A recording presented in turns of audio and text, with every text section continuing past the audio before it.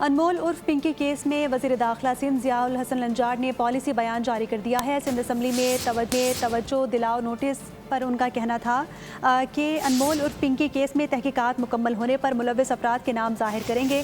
انہوں نے کہا کہ ضرورت پڑی تو غفلت برتنے والے افسران کو گرفتار بھی کیا جائے گا۔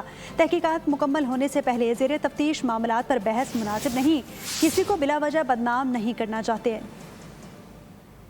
پر کہ بھئی فلاں انوالو ہے، فلاں انوالو ہے، 2 دن ہوئے اس کے کو جس طرح ہینڈل کرنے کی کوشش کی گئی کچھ پولیس افسران نے، ان کے خلاف میں نے ایکشن لیا ہے اور ان کو انکوائری ہو رہی ہے۔ وفاقی انٹیلیجنس ادارے کی مدد سے سندھ پولیس کے ہی ایک افسر کی پوائنٹیشن پر وہ اریسٹ ہوئی ہے اور کورٹ آف لا میں وہ موجود ہے۔